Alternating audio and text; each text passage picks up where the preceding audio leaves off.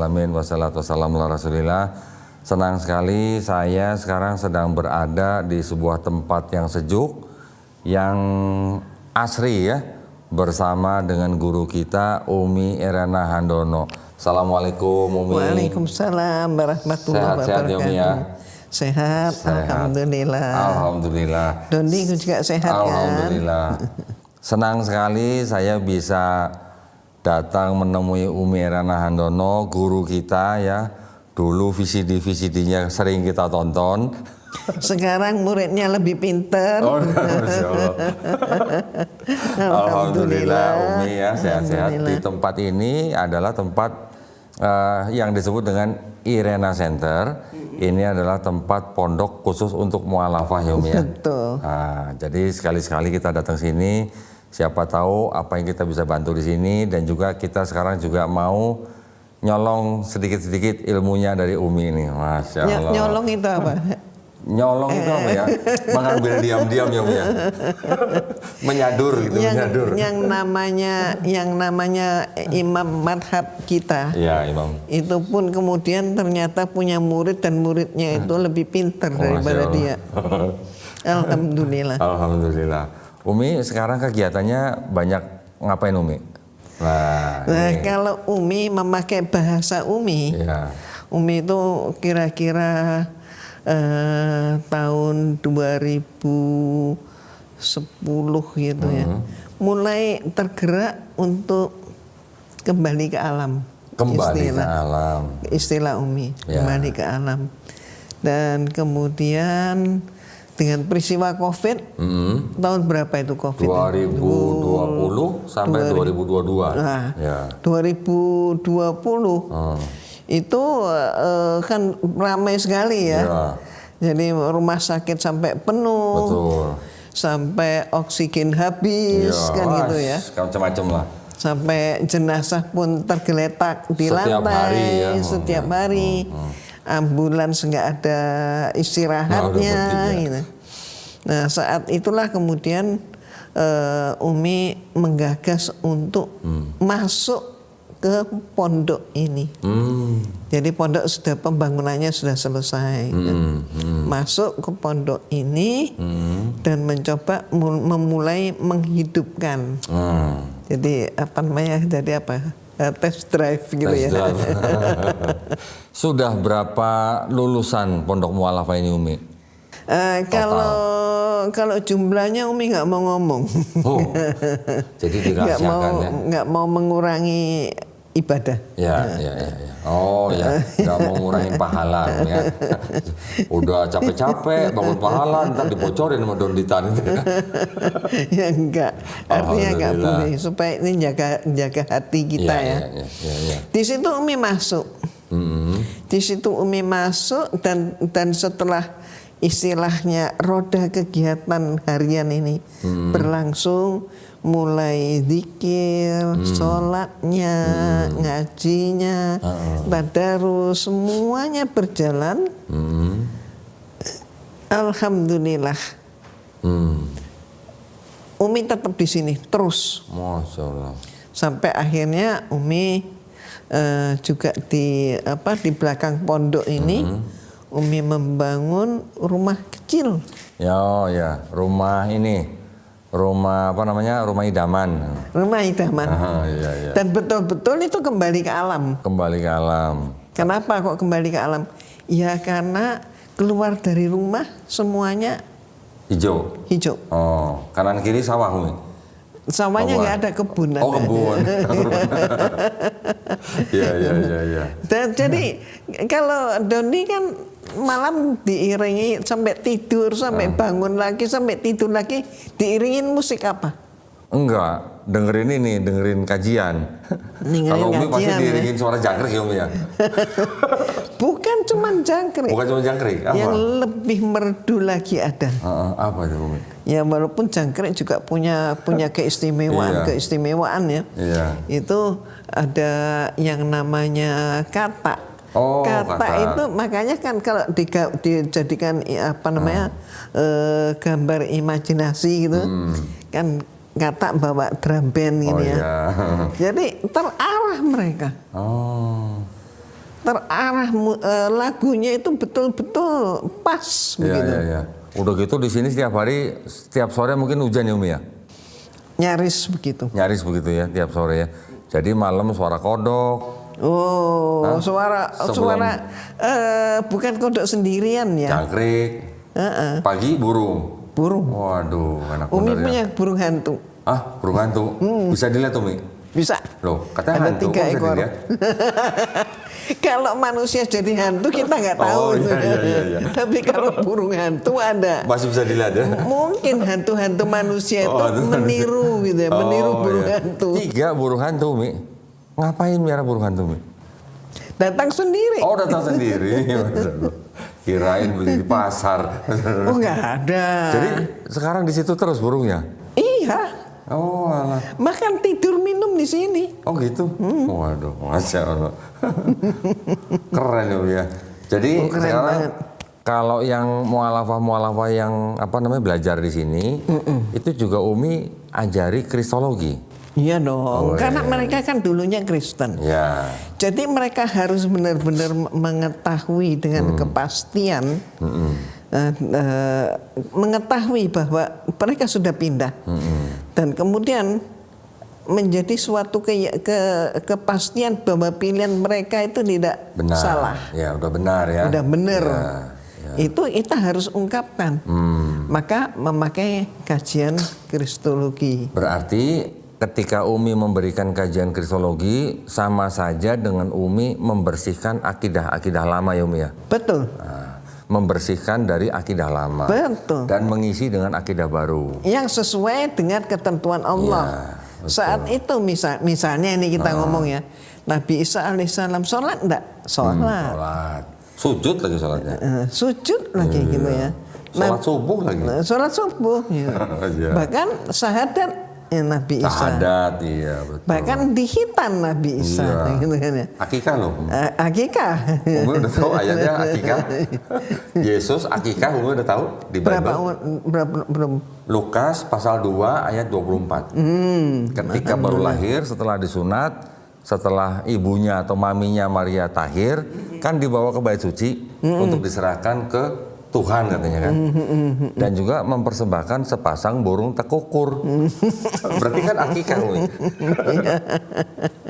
Iya, betul. Ah, udah gitu baptis juga. Kita umat Islam juga baptis. Baptisnya umat Islam seperti mandi besar atau mandi junub, maknanya sama dengan mikvahnya orang Yahudi, Umi. Menyucikan diri. Menyucikan diri. Cuman kalau orang Yahudi zaman dulu kan mereka ke Sungai Nil. Maksudnya mencelupkan dirinya ke dalam air. Kalau di Arab Saudi kan air susah Umi. Jadi cukup dengan mandi besar gitu. Tapi maknanya sama. Berarti Umi mengisi dengan kristologi para mualafah ini ya. Untuk memperkenalkan kembali dan kemudian membuat si mu'alafah untuk berpikir kembali. Iya. Apakah sudah benar? Oh, ternyata benar banget. Dan ini agama yang hak. Ya, betul. Jadi mereka masuklah dalam kehidupan Islam dan disitulah Umi mengingatkan. Ini namanya hidayah.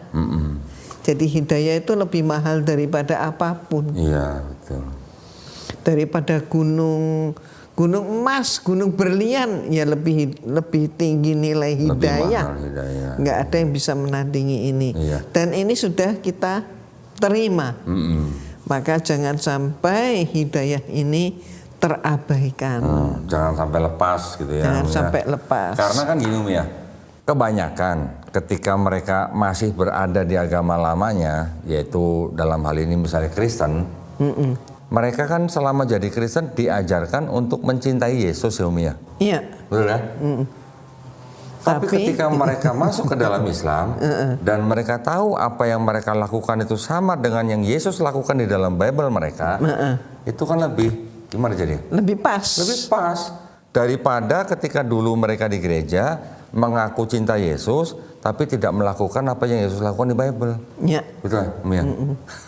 Nah, makanya terutama ya bagi orang yang juga pernah membaca, apalagi pernah belajar tentang Bible, maka ketika masuk dalam kajian yang kita laksanakan, kajian kristologi yang Islami, Ya. ya, mereka menemukan pembuktian-pembuktian itu. Iya. Ini dalam Bible ayatnya, silakan baca. Iya. Ini dalam Al-Quran ini ayatnya ini, silakan baca. Iya. Nah ternyata Ada yang sama. ada yang sama. Iya. Cuman sekarang Dondi pengen merubah, Umi. Kita jangan sebut ilmu itu sebagai kristologi lagi, Umi. Gimana? Kalau kristologi, definisi kristologi itu kan salah satu cabang ilmu yang mempelajari tentang posisi Yesus Kristus di dalam agama Kristen.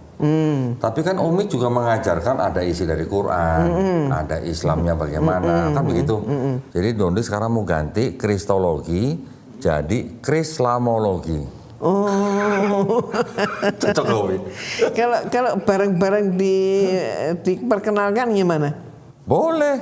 Jadi maksud Dondi Kristo, enggak, krislamologi. Jadi ada Krislamologi. Nah, jadi ada kristologinya, ada islamologinya. Karena Umi udah lama banget ya mencari kalimat untuk menggantikan kalimat kristologi itu nggak ketemu gitu. Sekarang Dodi yang bawa di sini nih. Maksud Dodi gini, Umi. Kristologi tadi Dodi sudah kasih tahu definisinya. Krislamologi ya. Kristologi. Kristologi khusus untuk belajar tentang posisi Yesus dalam agama Kristen. Kalau Islamologi itu kan ilmu yang mempelajari tentang seluk beluk Islam. Nah, jadi kalau kita mengajarkan kepada seseorang tentang posisi Yesus di Kristen, seluk beluk Islam, kita gabungkan kan yang Krislamologi. Krislamologi. Setuju? Setuju dong, Umi. Dilakukan? Siap.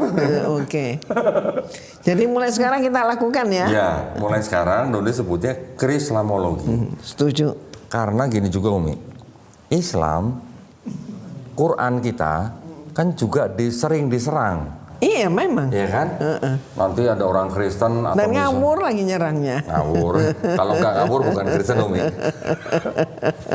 Mereka nyerang, misalnya Quran surat Ali Imran ayat 45. Misalnya contoh, tuh di situ Nabi Isa disebut terkemuka di dunia dan akhirat. Oh ya, itu selebaran ya zaman Umi itu masih awal dakwah itu selebaran.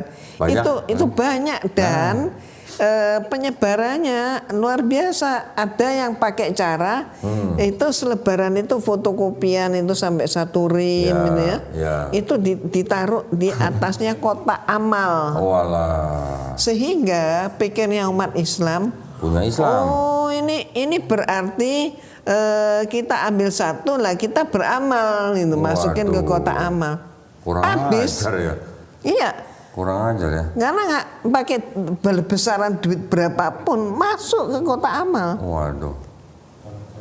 Gitu ya, Om ya. Itu malah Dodi nggak ngeliat tuh yang begitu-gituan tuh. Habis. Kalau yang Dodi tahu ada kayak semacam pamflet atau buku kecil, buku saku. Itu ditaruh di situ. Habis. Habis. Habis. Kan kotak amal. Iya. Nah ini berarti silakan ambil setelah nyemplungin ke kotak amal ini ngambil. Malah ada yang nggak nyemplungin ngambil juga. Iya. Jadi berarti mereka targetnya tercapai, nyebarkan. Iya. Nah, seperti itu mereka bilang tuh Nabi Isa di Quran disebut terkemuka di dunia dan akhirat. Coba Nabi Muhammad atau Nabi lain ada nggak yang disebut terkemuka di dunia dan akhirat pula gitu. Coba. Yang begitu kadang-kadang kalau kita nggak jawab bagaimana ya. Dan orang tanya ke kita. Dan orang nanya kita, orang Islam nanti bisa murtad gara-gara dikituin. Ya, nggak bisa dong kita diem. Atau ditanya begitu mereka jadi murtad. Kan kita juga harus paling tidak kalau kita mengaku kita dan kita sudah tahu ilmunya, kalau kita bisa berikan jawabannya atau kita bisa memberikan kajiannya, terus kemudian orang tidak jadi murtad gara-gara tahu kajian kita, kan itu kan juga pahala buat kita. Iya. Nah. Ini Umi juga alami. Jadi ceritanya ketika Umi berdakwah di sebuah masjid di Jakarta. Saat itu sedang rame-rame di Islamic Invasion. Oh ya, oh ya. Buku itu sampai di emperan, ya, di emperan itu dijual cuma 10.000. Padahal memfotokopi, ya, memfotokopi buku yang di Islamic Invasion-nya yang asli itu, di fotokopi itu biayanya sampai 17.500-an. Malah lebih mahal fotokopi daripada beli bukunya. Ya, habis dong. Oh, Selalu habis. ya. Sampailah kemudian ada seorang mu'alafah yang dikasih oleh temannya, teman gerejanya dulu. Nih, lu kan bodoh memang lu. Coba nih baca ini. Nih. Lah ini kan polos ini anak ini, anak perempuan ini. Nggak ngerti. Walaupun dia sudah menikah, sudah bersuami, tapi nggak ada putusnya, nggak ada menyerahnya. Teman-temannya dari gereja itu menghubungi dia. Terus ya Om ya. Nah terus kemudian dinyatakanlah di Islamic Invasion bahwa Islam itu agama kekerasan, Islam itu merendahkan perempuan, Islam itu jahat, keji, Islam itu nabinya yang dipuji-puja, melakukan pedofilia dan sebagainya, macam-macam, gambarnya segala macam itu mereka di buku itu ada. Ya. Terus kemudian pada waktu Umi akan memberikan ceramah, Umi sudah maju ke tempat Umi ceramah. Di situ anak perempuan ini diantarkan oleh suaminya datang mendekat ke Umi sebelum ceramah. Jadi ada kesempatan kan, panitianya mau membuka acara kan, Umi sudah datang. Nah itu dia datang. Terus kemudian ya suaminya mengatakan, istri saya mu'alaf nih. Wah, alhamdulillah kan otomatis seneng kan Umi. Tapi Umi sekarang dia ini bimbang, bahkan bisa jadi murtad lagi. Jangan, lu kenapa? Nah, kenapa itu ternyata Umi dijawab, ini gara-gara buku ini. Di Islamic Invasion. Terus Umi jelaskan, ini bahwa ini fitnah. Umi jelaskan. Coba mana dari buku ini yang paling mengganggu pikiran Anda? Enggak, saya udah nggak berani lagi pegang buku ini. Saya terlalu takut. Oke, kalau Anda begitu mengganggu Anda, iya sangat terganggu saya. Ini yang menyebabkan sampai saya goyah. Oke, kalau gitu serahkan ke saya. Insya Allah Umi akan jawab ini. Muncullah buku Umi yang namanya Islam Dihujat. Iya. Bukunya Umi juga yang berjudul Nabi Muhammad Bukan Pedofilia. Masih ada di studio saya. Sering saya pakai ketika ada orang bertanya tentang Islam, tentang tuduhan itu. Alhamdulillah. Setiap kali ada yang nanya pedofilia, Dondi pasti bukain bukunya Umi. Istilah pedofilia itu dari siapa, tahun berapa, ini contoh-contoh orang yang melakukan hal-hal yang disebut dengan pedofilia. Bahkan Umi buka juga kalau Islam dituduh seperti itu setelah menguraikannya bahwa tidak benar itu cuma fitnah. Juga kan Umi buka itu ada satu bab tersendiri. Bagaimana praktek pedofilia di kalangan bangsawan Eropa. Iya, ya itu Dondi juga sering kasih lihat. Masya Allah ya, legacy, warisan daripada Umi Irena Handono. Islam difitnah, Nabi Muhammad bukan pedofilia. Tapi warisan dalam Islam itu beda definisinya. Kalau kita ingat warisan berarti kan harta. Ini kan ilmu. Nah kalau ini kan ilmu. Dan semakin ilmu pun menebar kan ya. Semakin dikasih loh ini. Aneh kan. Biasanya harta orang langsung gini. Tapi ini semakin dikasih, semakin menebar maka semakin. Berarti amal jariahnya Umi nggak habis-habis sudah ya, itu. Kekuasaan Allah Maha Pemurah. Ya, alhamdulillah. Jadi maksud Dondi, Umi, kita sekarang sebagai mantan kafir.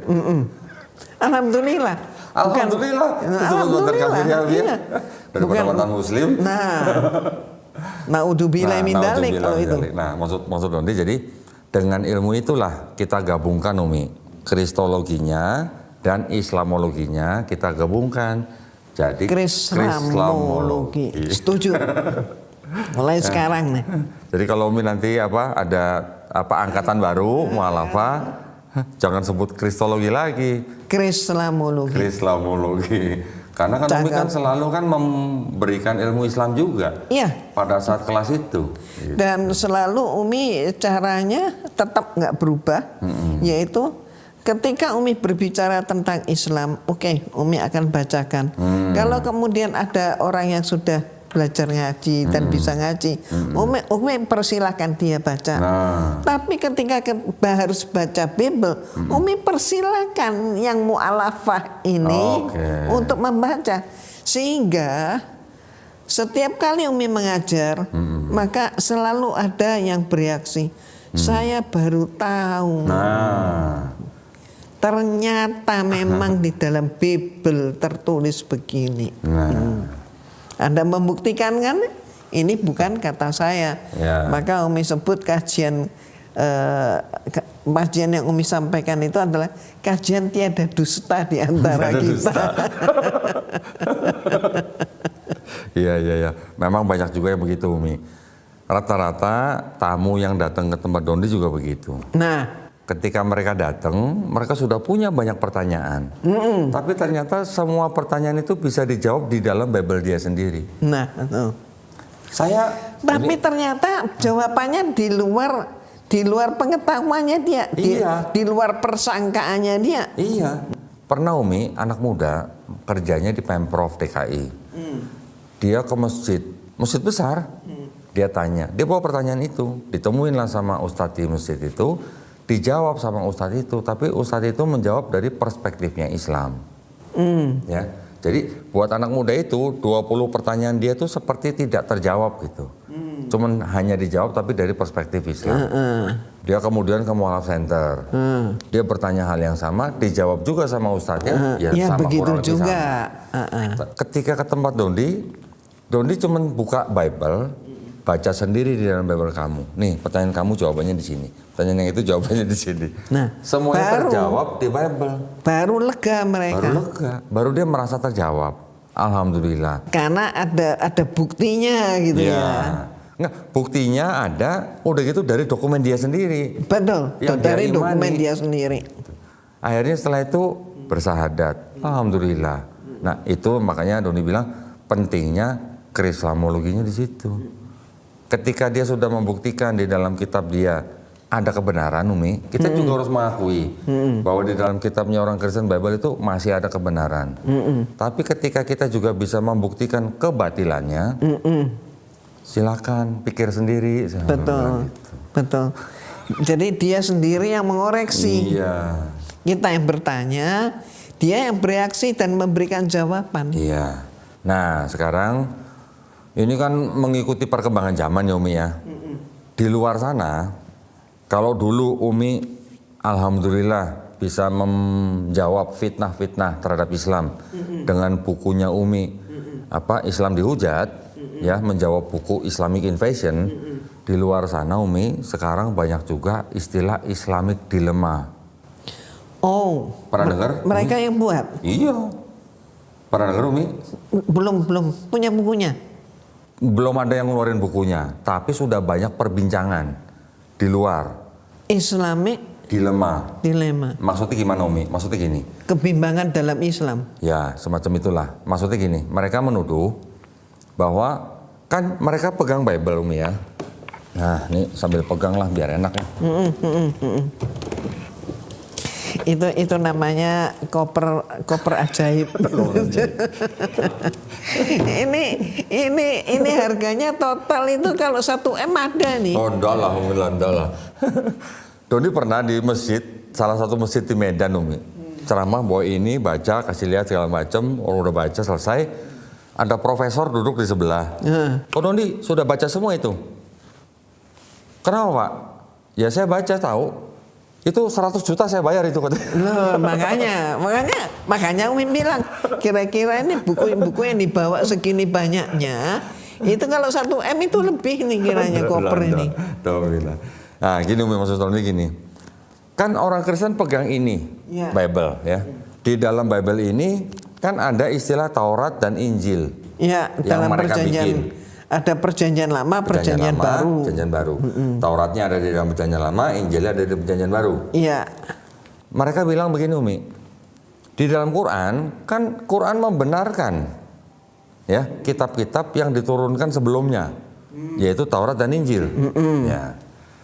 Berarti orang Islam harus percaya inilah Taurat dan Injil yang dimaksud Quran gitu. Ya. Jadi kalau Bible ini otentik, berarti Quran kontradiktif. Kenapa? Karena Quran bilang orang Israel sudah merubah-rubah ini. Gitu. Kan orang Islam banyak yang bilang ini kitab sudah palsu, betul kan?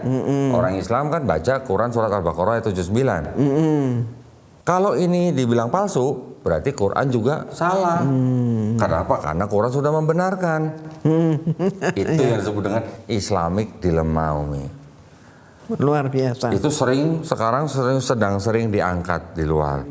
Jadi itu juga membuat orang-orang Islam istilahnya dengar begitu, kalau dia nggak paham Qurannya, goyang gitu. Nah, terus gimana dong jawabnya, gitu kan? Ya, kan kita harus bisa memberi jawabannya. Jawabannya dari Krislamologi. Jawabannya gimana? Quran membenarkan, memang betul Quran membenarkan kitab-kitab yang diturunkan sebelumnya, yaitu apa? Taurat, Zabur, Injil. Disebutkan di dalam Quran surat Ali Imran ayat 3, ayat 50, Quran surat Al-Maidah ayat 44, 46, 48. Disebutkan juga Quran mengatakan bahwa yang mereka terima itu sudah diubah-ubah. Disebutkan di Quran surat Al-Baqarah ayat 79. Tetapi apa yang dimaksud di dalam Quran itu kan konteks begini Umi. Contoh ketika Nabi Isa alaihissalam diceritakan di dalam Quran surat Al-Imran itu mengatakan, aku diutus untuk Bani Israel, aku membenarkan kitab sebelumnya yaitu Taurat, dan aku menghalalkan apa yang sebelumnya diharamkan. Berarti ada perubahan Umi ya? Ya. Yang di Taurat diharamkan, ketika Nabi Isa alaihissalam membawa Injil, ada yang dihalalkan. Di Bible ternyata juga ada hal serupa Umi. Kan Yesus di Matius 5:17, jangan kamu menyangka aku datang untuk membatalkan Taurat. Aku datang bukan untuk membatalkan, tapi untuk menggenapi. Ada ayat lagi.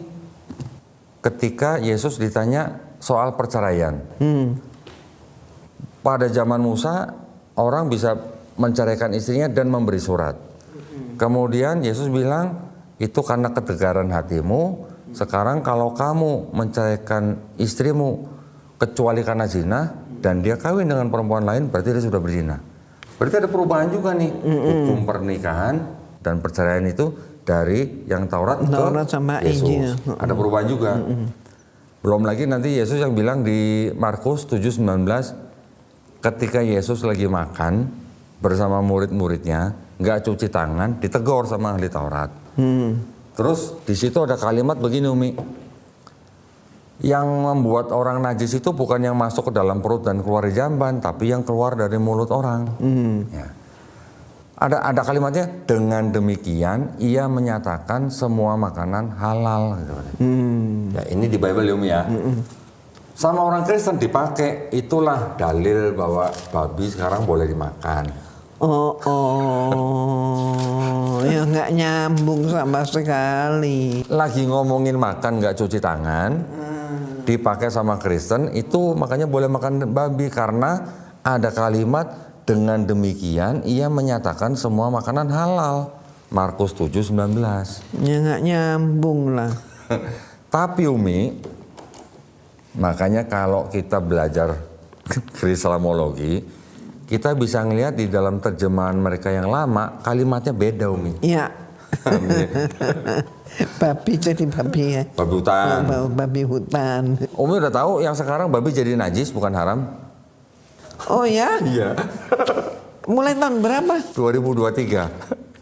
Oh. Yang tadinya haram. Babi haram, berubah jadi babi hutan.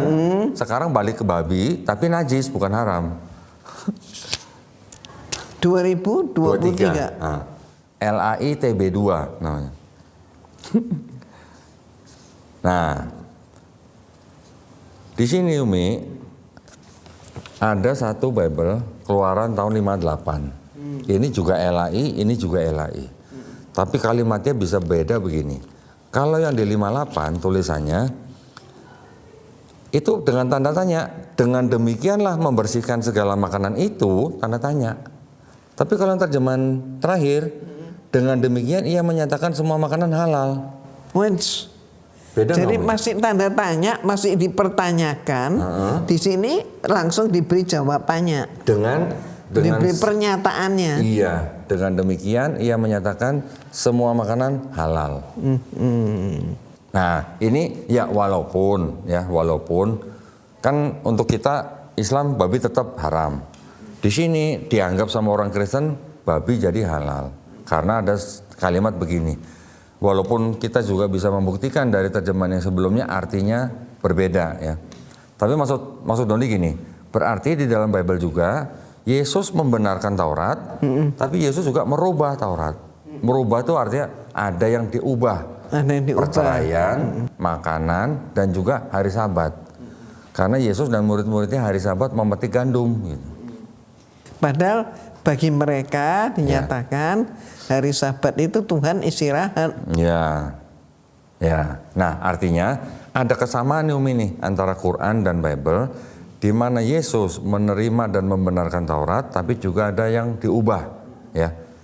Berarti yang namanya Islamic Dilemma itu di dalam Islam itu sebenarnya hanya kelanjutan transmisi wahyu ilahi yang tadinya dari Taurat, Injil, dari Taurat dibenarkan oleh Injil tapi juga ada yang disempurnakan. Dari Injil ke Quran, di Quran membenarkan Taurat, membenarkan Injil, tapi di Quran juga menyempurnakan apa yang sebelumnya.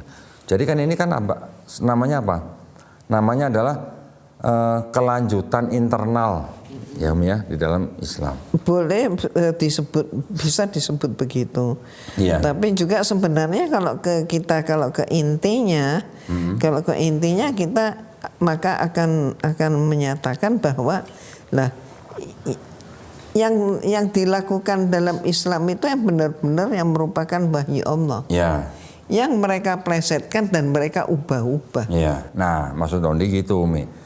Jadi yang disebut dengan Islamic Dilemma sendiri itu sebuah asumsi yang salah gitu. Ya betul, asumsi yang salah. Asumsi yang salahnya kenapa? Karena Quran selain membenarkan juga sudah berani menyatakan bahwa mereka sudah mengubah-ubah. Ya. Jadi yang diakui oleh Quran, yang diklaim oleh Quran, Taurat, Injil itu yang asli. Itu yang asli. Artinya wahyu yang benar-benar diturunkan. Bukan yang sudah menjadi bentuk begini, yang sudah diubah-ubah. Maksud Tondi gitu. Nah, jadi sebenarnya tidak ada yang namanya Islamic Dilemma. Yang ada hanyalah apa? Kelanjutan internal dalam Islam tentang transmisi itu.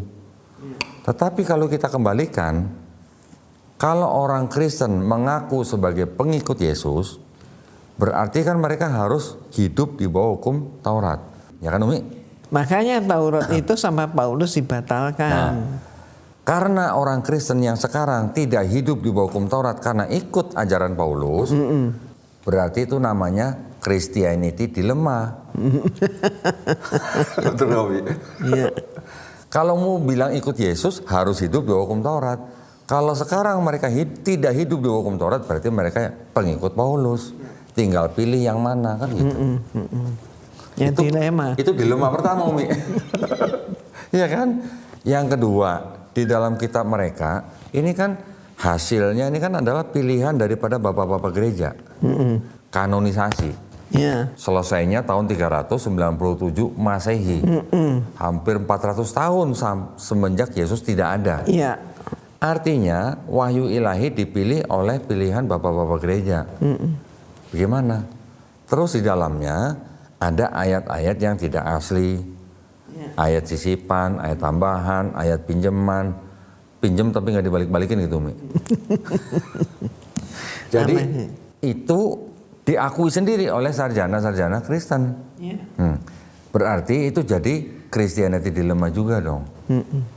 Nah, kalau mereka bilang ini kitab mereka terjaga, bagaimana bisa terjaga kalau ada ayat-ayat yang tidak asli? Lama-lama Umi khawatir aja, tapi sebenarnya tidak perlu dikhawatirkan. Apa yang Umi ingin katakan, ini mereka kan kebakaran jenggot kan, bahwa babi itu ternyata haram, maka kemudian diubah menjadi babi hutan, kan ya, haram. Terus kemudian karena banyak kita ngomong, kan, akhirnya dibalikin, babi hutan itu dibalikinnya jadi gini, Umi. Yang tadinya babi haram, tahun 74 dirubah jadi babi hutan yang haram. Babi hutan gitu. Babi hutan, kalau babi kan? ternak mungkin enggak. Nggak apa-apa, babi kota, babi ternak nggak apa-apa. Ya, setelah babi hutan haram, tahun 2023 diubah lagi jadi babi aja, tapi bukan haram, tapi najis. Nah, babi najis. Jadi mereka nggak tahu bedanya haram dan najis gitu, Umi. Jadi bagi mereka Tuhan itu bukan sesuatu, bukan sosok gitu ya. Kalau mereka bilang sosok ya, bukan sosok yang suci, yang enggak bisa salah. Tuhan pun bisa salah. Makanya kata mereka Tuhan pun perlu istirahat. Kecapean mikirnya. Capean mikir. Ya ini kan lucu gitu loh. Masa Tuhan aja salah? Lah kalau Tuhan aja salah gimana manusia? Maka salah itu nggak apa-apa. Paulus bilang. Maka semakin bertambah-tambah ke kejahatan gitu ya. Maka berkah itu semakin melimpah. Nah, kalau kita bicara Paulus, Yesus, kemudian kitab mereka sendiri, ternyata kalau kita kembalikan dengan standar yang sama, berarti sebenarnya Islamic Dilemma itu tidak ada. Betul. Yang ada malah Christianity Dilemma, gitu, Mi. Ini ya mungkin masuk ke Indonesia tapi nggak masif, tapi di luaran itu banyak, Mi. Di luaran itu lagi rame gitu disebutnya. Lagi rame. Lagi rame. Berarti di Amerika, di Australia sudah beredar ini ya? Beredar, banyak, Umi. Karena kan mereka juga lewat YouTube. Jadi kan cepat menyebarnya gitu. Nah, ketika Dondi lagi ngajar di kelas kristologi juga waktu itu, ada juga notemennya dia nanya tentang Islamic Dilemma. Berarti sudah nyampe ke dia. Anak-anak muda udah nyampe tuh berarti. Iya kan? Kalau habis ini nanti Umi download aja deh. Nah, Umi nanti boleh pelajari. YouTube-nya. Banyak di corner. Apa? Di street corner juga banyak dibahas. Ya, di Speaker's Corner juga sering dibicarakan. Tolong cariin nanti ya. Ya, itu penting juga, Umi. Ya, karena segala sesuatu, serangan, tuduhan, fitnah terhadap Islam, kita harus bisa mengajarkan kepada umat Islam jawabannya tuh begini loh. Iya, betul. Itulah perlunya kita. Iya. Makanya jadi mantan. Jadi mantan. Jadi segala yang kita alami ini nggak sia-sia. Iya, betul. Ada manfaatnya dan ternyata manfaatnya besar. Jadi mantan kafir. Jadi mantan kafir, mantan besar. Nah, maksud Dondi gini, ketika disebutkan bahwa ada ayat yang tidak asli, mungkin kalau mereka melihat kitab-kitab yang seperti ini tidak terlihat, Umi. Tapi ketika bisa ada keluar kitab seperti ini, di dalamnya Umi dulu pernah baca juga, di dalamnya ada pernyataan bahwa ayat ini tidak asli, sudah jadi dilema baru lagi buat mereka. Iya. Nah, berarti kitab mereka terkonfirmasi tidak terjaga. Dan mereka umat mereka itu pun sebenarnya miskin pengetahuan tentang agamanya sendiri. Ya. Wah, sayang saya nggak berani ngasih Umi baca yang ini sih. Kalau baca yang ini, aduh, heboh nanti. Porno ya? Kok tahu? Tahu. Kira-kira Yesniel kan? Bukan Umi, ulangan. Oh, ulangan. Aduh, jangan Umi lah, jangan lah. Tidak pantas untuk dibacakan di sana. Oke, ada satu lagi Umi. Ini yang gimana ya? Doni ketika menemukan dua buku ini Umi. Ini ada dua buku, pengarangnya sama. Yang mengarang namanya Dennis R. MacDonald. Ya, ini juga sama. Yang ini dia menyatakan bahwa penulis Markus ternyata menyadur penulis namanya Homer. Homer ini hidup kira-kira tahun 800 sampai 700 sebelum Masehi. Punya bukunya Homer nggak? Ada, tapi PDF. Dodi punya PDF tentang Iliad. Namanya Kerajaan Iliad. Ya, Kerajaan Iliad ini punya raja namanya Odyssey. Nah, Odyssey ini setelah membantu temannya menghancurkan kota Trojan, dia kembali ke Kerajaan Iliad selama 10 tahun Umi. Ini yang disadur sama penulis Markus. Tapi yang diambil dari Markus ini narasinya, nama orangnya dan nama tempatnya diganti. Nah, contoh peristiwa di kapal Odyssey dan pengikutnya kena badai. Jangan-jangan istilah tukang kayu segala macam muncul dari situ. Bisa jadi. Umi ingat ketika Yesus katanya diurapi kaki dengan minyak yang mahal. Narwastu. Di sini juga Raja Odyssey juga begitu. Padahal itu dinyatakan sebagai upacara pernikahan bangsawan Yahudi. Ya itu dulu mungkin Profesor Barbara Thiering yang menyatakan itu ya. Itu udah tahun berapa tuh Mi? Yang ini Dennis R. MacDonald ini bisa menemukan, dia membandingkan antara novel Iliad itu tentang Raja Odyssey itu dengan Markus. Banyak sekali yang sama. Cuman beda nama tempat dan nama orang. Ini kalau dipahami, ini kalau diketahui, dimengerti oleh umat mereka, ya mudah-mudahan umat mereka mikir ya. Ya, banyak kesamaan tuh Mi. Ini cerita Odyssey, ini cerita Markus. Nama orang dan nama tempatnya diganti. Ini juga nih. Ini ada orang-orang penjelajah gua. Nih Odyssey, Markus. Cerita-ceritanya sama. Banyak sekali yang sama. Ini dulu tanda-tandain semua nih. Nanti Doni sekali-sekali bikin kajian yang khusus tentang ini nih. Jadi luar biasa. Homer itu hidup kira-kira 700 tahun sebelum Masehi. Markus menulis gospelnya kira-kira tahun 65 sampai 70 Masehi. Masuk akal. Ya. Kemudian yang Markus, tulisan Markus ini disadur oleh penulis Matius dan penulis Lukas 10 tahun kemudian. Berarti kira-kira tahun 75 Masehi. Jadi sementara ini dinyatakan bahwa Markus itu kemanakan Barnabas. Tradisi, itu tradisi ya Om ya. Barnabas itu kan murid Yesus. Jadi ya kayaknya oke-oke aja lah gitu ya. Bahwa Markus ini menulis atas ucapan-ucapan yang diterima dari omnya gitu kan. Terus setelah menulis Markus katanya ini berdasarkan tradisi ya. Itu kan pendek banget tuh. Markus. Paling pendek. Kemudian ini harus ditambah ini kan.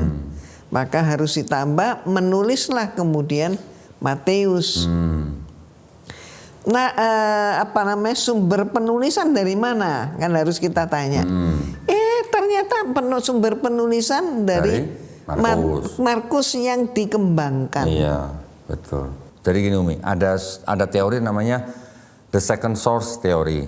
Ya, itu ada di buku The Five Gospel. Jadi sumber Markus ini selain sumber Markus juga ada sumber namanya Q. Q itu singkatan dari kata quell. Quell itu artinya kisah-kisah yang beredar di masyarakat selama puluhan tahun. Kalau bahasa Indonesianya satu kata apa, Umi? Kisah-kisah yang beredar di masyarakat selama puluhan tahun. Bahasa Indonesia satu kata apa? Riwayat. Selain itu? Hikayat. Dongeng. Dongeng. Tega bener ya dongeng ya. Selain itu apa lagi, Umi? Apa lagi? Ya omon-omon. Omon-omon. Nah, maksudnya gini. Jadi ada sumber Markus yang tadi ternyata terbukti di buku ini menyadur tulisan Homer, novelnya Homer. Ada sumber yang namanya Q atau Quail. Ini adalah kisah-kisah yang beredar di masyarakat selama puluhan tahun. Terus kemudian penulis Matius juga punya sumber sendiri disebut M. Penulis Lukas punya sumber sendiri disebut L. Jadi Matius dan Lukas punya sumber sendiri tapi juga mengambil dari Q dan juga mengambil dari Markus. Jadi yang ada di dalam yang ada di dalam Matius dan Lukas, 90% Markus itu ada di dalam Matius. Yang di Lukas 50% berasal dari Markus. Sedangkan Markus nyadur Odyssey, nyadur Homer. Sedangkan Yohanes oleh penulis yang sama juga dibuktikan penulis Yohanes menyadur penulis namanya Euripides. Euripides menulis novel tentang Dionysus, anaknya dewa Zeus. Gimana, Umi? Ya, parah. Hah? Berarti ini novel yang dijadikan kitab suci gitu, Umi? Padahal Dionysius itu juga nama paus. Ya kita tahu lah ya. Di Yunani punya sistem kepercayaan Helenisme. Ada dewa Zeus, punya anak Dionysus, Hercules, Perseus, Helen. Siapa lagi lah, sebut aja Hermes lah gitu. Di Romawi ada paham paganisme Romawi. Dewa Jupiter punya anak-anak, siapalah Merkuri dan sebagainya. Jupiter sama Zeus sama. Ya, cerita tentang anak dewa masuk ke dalam Yohanes, cerita tentang Odyssey masuk ke dalam Markus, di Markus disadur lagi sama Matius dan Lukas. Jadi novel yang disadur kemudian menjadi kitab suci. Kitab suci, luar biasa ya. Enggak, pertanyaan saya, Umi, itu penulis Markus dan penulis Yohanes yang menyadur dari Odyssey dan Euripides, dari Homer dan Euripides, mereka tahu nggak saduran mereka tuh bakal jadi kitab suci gitu maksudnya? Kayaknya mereka nggak tahu. Nggak tahu. Mereka nggak nyangka. Andai kata bisa hidup lagi, mereka bilang kamu bodoh banget. Karena yang memilih gospel-gospel itu untuk masuk ke dalam Bible kan bapak-bapak gereja ratusan tahun kemudian. Dan itu berdasarkan kepentingan kan. Kepentingan politik ya. Politik. Tapi sekarang juga ada pemimpin yang senengannya, kalau ini kan pemimpin yang seneng baca novel ya. Sekarang pemimpin seneng ngegame itu juga banyak. Umi update juga Umi data nih. Loh ini ngomong jujur kok ini. Iya. Ini perbandingan kan. Perbandingan zaman dulu sama sekarang. Zaman dulu dan Iya. sekarang. Makanya, ternyata orang zaman dulu itu sifatnya ada yang orang zaman sekarang sama persis kayak mereka, ya? Masih diikuti. Makanya sampai ada yang rumahnya dijarah tuh Umi ya. Iya. Udah, jangan politik ini udah. Ini krisalamologi ini. Nah, jadi selanjutnya 4 gospel di Perjanjian Baru asalnya dari 2 novel. Perjanjian Lama asalnya dari kitab Yahudi. Ya kan, 1M kan? 1M. Lebih. Terus yang surat-surat Paulus juga ternyata itu adalah pemikiran seseorang yang berbeda dengan ajaran Yahudi. Kalau di Yahudi mereka membenarkan dan menjalankan Taurat, Paulus bilang Yesus yang mati di atas kayu salib itu sudah membatalkan Taurat. Kurang ajar banget. Nah, gimana Umi? Padahal Yesus kan ngomong sebelum bahwa langit dan bumi itu tidak akan lenyap sebelum 1 iota. Iya. Coba, nggak akan lenyap. Kalau ada satu iota aja nggak akan terjadi. Jadi artinya satu iota pun tidak akan dihilangkan sebelum kiamat dong. Iya, iya, maksudnya begitu. Bahasanya gitu Umi ya. Lah kok bisa-bisanya Paulus bilang Yesus yang mati sebagai manusia itu sudah membatalkan hukum Taurat. Boleh nggak Umi kalau Doni bilang Paulus itu memfitnah Yesus? Memang iya. Memang iya. Memang iya. Dan kembali lagi ya. Kalau zaman sekarang itu ya begitu juga. Gitu ya. Begitu juga. Padahal yang menurunkan Taurat ini kan Tuhannya Yesus ya Umi ya. Tuhannya Nabi Musa nih yang menurunkan Taurat. Kok berani-beraninya Paulus bilang Yesus yang mati itu sudah membatalkan Taurat ya? Itu kan Paulus sendiri tuh kadang-kadang kan keceplosan ngomong. Oh, keceplosan. Dia bilang karena dustaku kerajaan Allah semakin berkembang. Kenapa aku masih dihukumi sebagai seorang pendusta? Berarti bagi dia dusta itu boleh. Oh iya. Di Roma tuh Umi ya. Jadi dusta itu boleh. Artinya kan Paulus itu dia kalau ngomong ke orang Yahudi dia akan berperilaku seperti orang Yahudi. Tapi ketika dia ngomong sama orang non-Yahudi, dia juga akan berperilaku seperti orang non-Yahudi. Kayak apa itu?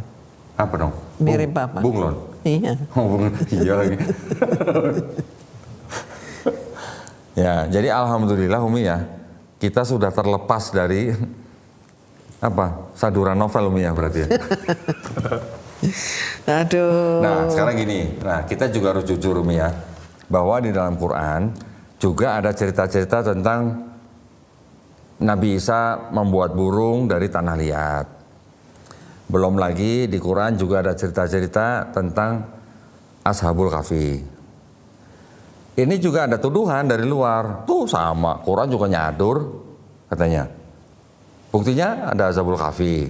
Buktinya ada Yesus menciptakan burung dari tanah liat. Buktinya ada cerita Nabi Ibrahim atau di Quran ya disebutkan dimasukkan dalam tungku Nabi. Itu sudah ada cerita-cerita di Yahudi katanya. Itulah sebetulnya membuktikan bahwa Al-Quran itu menyampaikan kalam Allah yang diterima oleh para nabi itu. Jadi kalau memang yang berdasarkan Allah dan masih asli pasti muncul dalam Al-Quran. Nah itu yang tadi Doni bilang ketika menjawab Islamic Dilemma, salah satu fungsi Quran, bukan salah tiga berarti, karena Quran punya fungsi sebagai yang musodik, membenarkan yang sebelumnya diturunkan. Yang kedua juga sebagai al-muhaimin, sebagai pengoreksi. Apa yang dulu disalah atau dipahami atau dirubah, dikoreksi lagi di Quran. Iya. Terus kemudian fungsi yang terakhir sebagai mubayyin, menjelaskan gitu ya. Jadi maksud Doni gini, ketika ada cerita-cerita di luar Quran, di luar Bible juga yang masuk dalam Quran, kita harus tahu nih. Contoh misalnya ketika Nabi Isa diceritakan menciptakan burung dari tanah liat. Itu ada di Gospel Invention of Thomas. Ya. Tidak masuk ke dalam Bible. Ya, tidak masuk dalam Bible. Ketika diceritakan di sini Yesus menciptakan burung dari tanah liat, tidak cuma itu, Mi. Di situ juga diceritakan Yesus membunuh anak kecil. Terus juga diceritakan macam-macam yang tidak semuanya masuk dalam Quran. Tapi maksud Dondi, berarti sebenarnya ini ada kejadian sebenarnya diceritakan oleh sebagian orang ini, diceritakan oleh sebagian orang ini, diceritakan kembali dalam Quran. Nah, yang diceritakan dalam Quran ini adalah versi yang benar-benar terjadi. Yang ditambah-tambahin yang bukan dari Allah enggak masuk. Nanti orang luar bisa itu mah asumsi gitu kan. Karena dari Quran lu bilang yang paling benar. Tapi selain itu kan Quran juga memuat ayat-ayat yang berhubungan dengan sains dan sudah terbukti benar. Iya. Artinya itu bukti bahwa itu bukan karangan manusia. Karena tidak mungkin seorang nabi yang umi bisa ngomong seperti itu tanpa alat-alat canggih yang kita tahu sekarang. Contoh apa? Mikroskop, teleskop, alat selam dan sebagainya. Kapal luar angkasa. Bagaimana seorang nabi yang umi bisa ngomong begitu di dalam sebuah kitab? Dan terbuktinya baru zaman sekarang. Jadi kalau ada cerita di situ yang dianggap sama dengan cerita di luar Bible, di luar Quran, yang dianggap itu cerita dongeng, berarti itu benar-benar terjadi. Sama seperti Ashabul Kahfi. Ayat-ayat tentang Ashabul Kahfi, turunnya itu kan bukan sekonyong-konyong Nabi Muhammad SAW cerita gitu sama sahabatnya, bukan begitu. Tetapi ada pertanyaan dari kaum Quraisy. Ada pertanyaan dari kaum Quraisy yang disuruh sama orang-orang Yahudi. Coba lu tanya sama Nabi itu, bener nggak ada cerita ini? Ketika mereka bertanya kepada Nabi, Nabi juga sempat nggak bisa jawab, Umi. Ya, kalau memang ngarang atau menyadur, harusnya bisa langsung jawab. Ya. Tetapi kenapa jawaban Nabi mesti nunggu 15 hari? Untuk menunggu datangnya wahyu Allah. Iya, untuk menjawab pertanyaan itu. Nah, Nabi sempat sedih, Umi ya. Nabi sempat sedih karena apa? Karena mereka bertanya itu untuk membuktikan kenabian Nabi Muhammad SAW. Jadi Nabi sempat sedih, baru 15 hari setelah itu baru diturunkan ayat-ayat Ashabul Kahfi. Ya, tapi kan namanya firman Allah, yaitu berarti itu sudah membuktikan bahwa itu benar pernah terjadi gitu. Ya. Jawabannya ya begitu, take it or leave it gitu. Karena di dalam Quran ada ayat-ayat, 1000 ayat yang berhubungan dengan sains, ternyata terbuktinya baru sekarang. Itu sudah bukti yang nyata, tidak bisa dibantah, itu bukan karangan seorang manusia yang umi 1500 tahun yang lalu gitu. Ya. Dan tentang pengetahuan sains itu kalau di dalam Bible, boleh dibilang ayat-ayat tentang sains dalam Bible itu enggak ada. Ada, Umi, sebenarnya ada. Ada yang benar sedikit, tapi banyak yang salah gitu. Ya. Di kitabnya Perjanjian Lama ada ayat-ayat yang tentang sains. Ada yang benar tapi juga banyak yang salah. Ya mungkin nanti kita bisa bahas lain kali, Umi. Contohlah tentang cerita banjir bah zaman Nabi Nuh. Terus kemudian tentang hewan, tentang bintang-bintang atau planet-planet, macam-macam. Ada yang sesuai dengan sains, tapi banyak yang salah. Jadi artinya mereka ini sangat-sangat minim tentang ilmu pengetahuan. Artinya gini, Umi, artinya apa yang tertulis di sini, sebagian masih ada yang berasal dari Tuhan Yang Maha Esa. Tapi karena sudah banyak yang dirubah dan juga sudah banyak karangan manusia juga, jadinya bercampur. Antara kebenaran dan kebatilannya bercampur gitu. Kita tetap harus menghormati ya kitab mereka. Cuman kalau baca gini kan jadi rasanya gimana gitu ya. Maksud saya kita tetap harus menghormati kitab mereka. Tetapi kita tetap harus beriman kepada apa yang diturunkan Allah gitu. Yaitu apa? Intinya di situ. Iya, yaitu Quran gitu aja udah. Jadi kalau ada orang Islam yang menolak, tidak mau menerima pemahaman mereka, itu jangan kemudian dituduh bahwa itu adalah garis keras. Ya. Tapi karena orang Islam itu selalu mencari rujukan, dia mau menerima yang benar-benar datangnya dari Allah. Iya, betul, betul sekali. Nabi Muhammad SAW kan juga menasihati sahabat-sahabatnya, jangan kamu terima sepenuhnya, tapi juga jangan kamu tolak sepenuhnya, karena bisa jadi di dalamnya masih ada kebenaran. Gitu. Betul. Dan sejak awal kan kita dituntun untuk itu. Iya, betul. Dan kalau sekiranya tuntunan Rasulullah SAW itu ditaati ya, dan dipakai, insya Allah aman, nyaman, tenang, tentram gitu. Jadi Umi, ini membuktikan Quran surat Ali Imran ayat ke-78. Bunyinya kira-kira gini, Umi. Dan sungguh di antara mereka niscaya ada segolongan yang memutarbalikan lidahnya membaca kitab.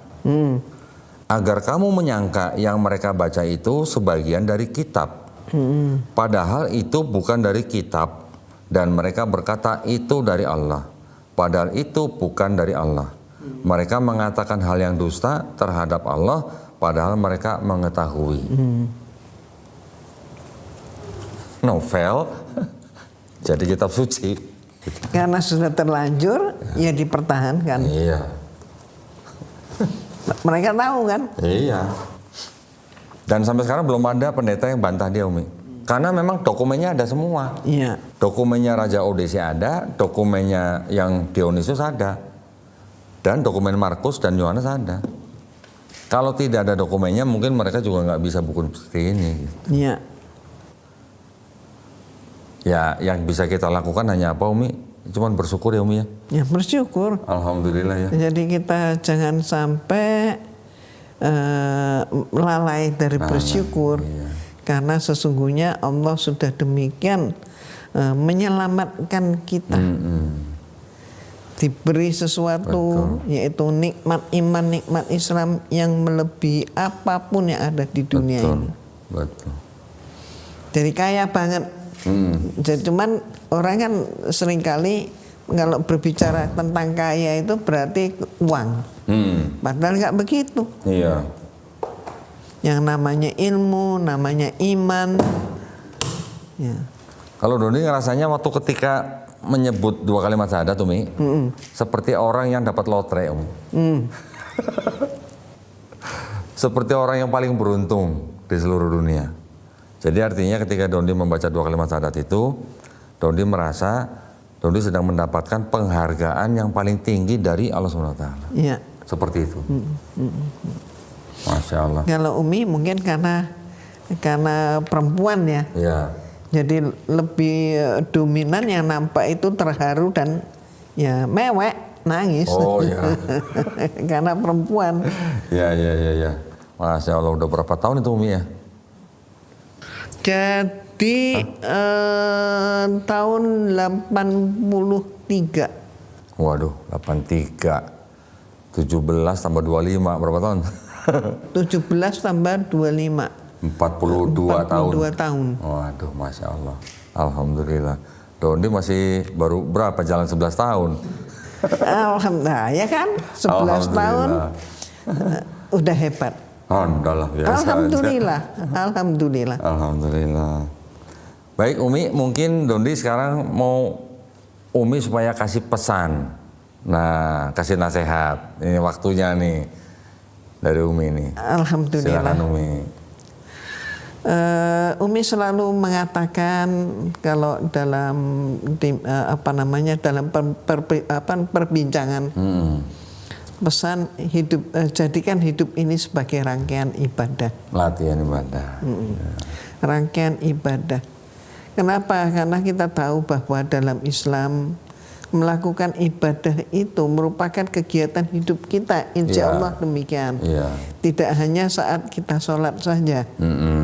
Kita tersenyum, kita berbicara, kita makan, dan seluruh yang lain hendaknya semata-mata karena Allah. Niatnya karena Allah. Jadi tidak membuat suatu kebohongan, tidak membuat suatu yang dilarang oleh Allah. Hendaknya kita melaksanakan hal itu. Dan kalau kita ingat bagaimana dahulu para sahabat, ada sahabat yang datang dan bertanya kepada Rasulullah, ya Rasulullah, aku ini sudah melaksanakan semua yang menjadi ibadah. Aku sudah sholat, aku sudah puasa. Apalagi ya Rasulullah yang harus dilaksanakan? Maka kemudian Rasulullah menyatakan, kalau engkau sholat, sholat itu untuk dirimu sendiri. Kalau engkau puasa, puasamu juga untuk dirimu sendiri. Tapi hendaknya ada satu ibadah yang sangat bermanfaat, bukan saja untuk dirimu, yaitu untuk orang lain juga, yaitu salinglah, tolong menolong. Tolong menolong itu adalah juga ibadah. Jadi maksud Umi mengatakan, jadikan hidup ini sebagai rangkaian ibadah. rangkaian ibadah ya. Tadi kok saya dengarnya latihan ibadah ya. Enggak lah. Rangkaian ibadah. Rangkaian ibadah. Kuping akan korkin.